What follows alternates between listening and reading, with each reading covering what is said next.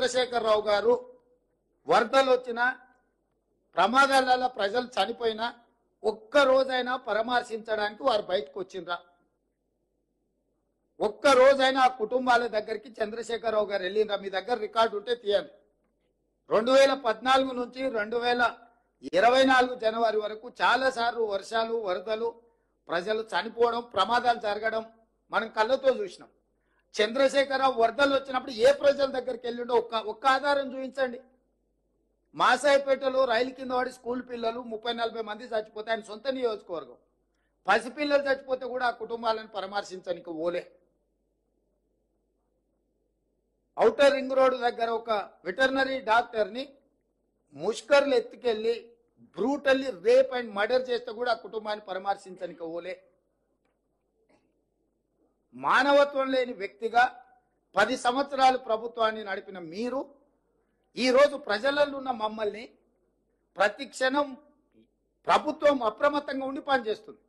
ఇవాళ పక్క రాష్ట్రంలో మన రాష్ట్రంలో కృష్ణా జిల్లా, ఖమ్మం జిల్లా కౌలపిల్లలాగా ఉంటే పక్కన పక్కన ఒకే రకమైన వర్షము, ఒకే రకమైన పరిస్థితులు ఉంటే అవతలెంత జరిగింది నష్టం, యువతలెంత జరిగిందో ఒక అంచనా వేయండి. ఈ ప్రభుత్వం అప్రమత్తంగా ఉందో లేదో. అవతల నష్టం జరగడం కూడా బాధాకరం. అవతల జరుగుండొద్దు, యువతల జరుగుండొద్దు. కాకపోతే ఈ ప్రభుత్వం అప్రమత్తంగా ఉందా లేదా అనే దానికి ఒక సరిపోల్చుకోవడానికి రెండు పక్కనే ఉన్నాయి. మీరే చెప్తారు అవతల రాష్ట్ర ముఖ్యమంత్రి గారు అప్రమత్తంగా ఉన్నారు. సంతోషం, మంచిది. వారి అనుభవంతో అప్రమత్తంగా ఉండి ఆ జిల్లాను, ఆ రాష్ట్రాన్ని ఆదుకోవడానికి ప్రయత్నం చేశారు. అదే సందర్భంలో ఈ రాష్ట్ర ముఖ్యమంత్రి కూడా 24 గంటలు కంటిన్యూస్గా 30 తారీఖు నుంచి ఈ రోజు వరకు కంటిన్యూస్గా పర్యవేక్షిస్తూనే ఉన్నాం, చర్యలు తీసుకుంటూనే ఉన్నాం. రెండింటిని పోల్చి చూడండి. మరి అవతల రాష్ట్రంలో ప్రతిపక్ష నాయకుడు లేకపోతే మా నాయకురాలు షర్మిల గారు ప్రజలకి వెళ్ళి కష్టపడ్డోళ్ళ దగ్గర, ఇక్కడ ఉన్న ప్రతిపక్ష నాయకుడు ఎక్కడున్నాడు? అసలు ఉన్నాడా? ఎందుకు కనిపిస్తలేడు? ఎందుకు మాట్లాడతలేడు? ఆయన కొడుకెక్కడ ఉన్నాడు? అమెరికాలో లేడా? అమెరికాలో జల్సాలు చేయట్లేదా? అమెరికాలో జల్సాలు చేసేటోడు కూడా మా 10 ఏళ్ళ అధికారం అనుభవించి 1,00,000 కోట్లు అక్రమంగా సంపాదించుకొని అమెరికాలో జల్సాలు చేస్తున్నాడు కూడా ఈరోజు ఈ ప్రభుత్వం మీద దాడి చేస్తున్నారు. అయినా అది అందుకే ఎంత ఒత్తిడి వచ్చినా వెనక్కి తగ్గకుండా హైడ్రాన్ తీసుకొచ్చి అధికారులను అప్రమత్తం చేసి ప్రభుత్వం దగ్గర ఉన్న లేక్లకు సంబంధించి, చెరువులకు సంబంధించిన వివరాలను సేకరించి full tank level, buffer zone, అదేవిధంగా క్యాచ్మెంట్ ఏరియాలో అంటే నాలాలు ఏవైతే ఆక్రమించుకున్నో వాటి అన్నిటిని కూడా తొలగించే కార్యక్రమం చేపట్టినాం. ఇవాళ ఇది జిల్లాలకు కూడా విస్తరించాలి అని చెప్పి డిమాండ్ వస్తుంది. నేను అనేది ఏంటంటే హైదరాబాద్ పరిమితిలో ఒక ఏర్పాటు చేసిన యంత్రాంగము, జిల్లాలలో కూడా మీరు ఇట్లాంటిది ఒక సిస్టమ్ని ఎవాల్వ్ చేసుకోండి. ఎవరున్నా తొలగించాల్సిందే. ప్రకృతి మీద మనం దాడి చేస్తే ప్రకృతి మన మీద దాడి చేస్తుంది. ఈ గుణపాఠం జరిగిన సంఘటనల నుంచి మనం నేర్చుకోవాలి. మనిషి అని వాడికి ఆలోచన చేసే శక్తి ఉంది కాబట్టి ప్రకృతిని మనం చెరబట్టాలని చూస్తే ఆ ప్రకృతి ప్రకోపిస్తే ఏం జరుగుతుందో మనం కళ్ళతో చూస్తున్నాము. అది ఉత్తరాఖండ్ కావచ్చు, లేకపోతే తెలంగాణ కావచ్చు, విజయవాడ కావచ్చు, లేకపోతే హైదరాబాద్ కావచ్చు. ఎక్కడైనా ప్రకృతి మీద మనం దాడి చేస్తే అది తప్పకుండా దాని యొక్క దుష్ఫలితాలు మనం చవి చూడవలసిన పరిస్థితి ఉంది. అందుకే నేను స్పష్టంగా అధికారులకు ఆదేశాలు ఇస్తున్నా. నేను ఎంక్వైరీ కూడా ఆర్డర్ చేస్తా. రాష్ట్రం మొత్తం మీద కూడా చెరువుల ఆక్రమణ మీద స్పెషల్ డ్రైవ్ చేపడతా.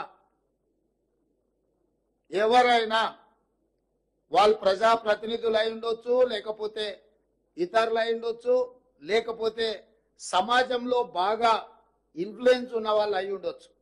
మీరు ఇట్లాంటివి ఏమైనా చేస్తే మీరే స్వయంగా వాటిని సరెండర్ చేస్తే అది మీకు గౌరవంగా ఉంటుంది, ప్రభుత్వానికి వెసులుబాటుగా ఉంటుంది.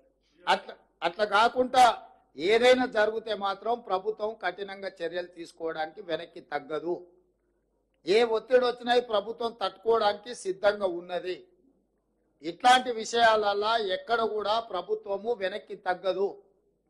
కాబట్టి ఈనాడు ఈ చెరువులకు సంబంధించి, కుంటలకు సంబంధించి, కాలువలకు సంబంధించి, నాలాలకు సంబంధించి స్పష్టమైన చర్యలు తీసుకోవాల్సిన అవసరం ఉన్నది.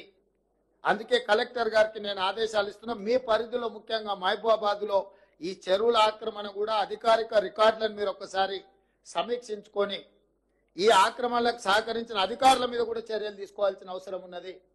దీన్ని కూడా దృష్టిలో పెట్టుకొని వరంగల్ మీద కూడా ప్రత్యేకమైన దృష్టి పెట్టేది ఉన్నది. ఎందుకంటే చిన్న వర్షం వచ్చినా వరంగల్ పట్టణం అంతా ముంపుకు గురవుతుంది. మేము కొన్ని చర్యలు చేపట్టడం వల్ల గత 3 రోజులుగా అత్యధిక వర్షాలు వచ్చినా హైదరాబాద్లో కొంత నియంత్రించగలిగినాము. నాలాల ఎంక్రోచ్మెంట్ రామ్నగర్లో ఒక్క నాలా ఎంక్రోచ్మెంట్ తొలగిస్తే నా రామ్నగర్ ఏరియా మొత్తం వరదలో మునిగిపోకుండా ఈరోజు ఆ రామ్నగర్ ప్రజల్ని కాపాడగలిగినాం. అంటే ఒక్క నాలా తొలగిస్తేనే ఇంత సహాయము జరిగింది. కాబట్టి నాలాల ఆక్రమణను కూడా ప్రభుత్వం ఉపేక్షించదు. మీరు కూడా జిల్లాలలో, నేను ఇవాళ మహబూబాబాద్ వరంగల్ చెప్పట్లేదు, తెలంగాణ రాష్ట్రంలో ఉన్న అన్ని జిల్లా కలెక్టరేట్లకు ఈ నుంచి నేను ఆదేశాలు ఇస్తున్నా.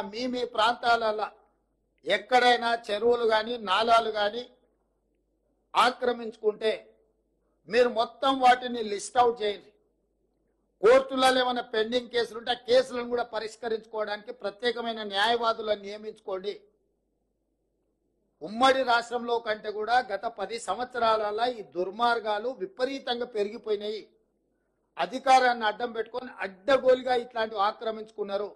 నేను నిన్న ఖమ్మంలో తిరుగుతుంటే ఎవరున్నా అక్కడున్న మాజీ మంత్రి ఆక్రమించుకొని మొత్తం కాలువలే ఆక్రమించుకున్నాడు. ఆ నీళ్ళంతా ఖమ్మం ఊరి మీదకి వచ్చి పడి ఖమ్మం ఊరంతా మునగడానికి ఆ మాజీ మంత్రి గారే కారణం అని నాకు ఫిర్యాదు వచ్చింది. వీటిని వాస్తవాలను పరిశీలించి దాని మీద కఠినమైన చర్యలు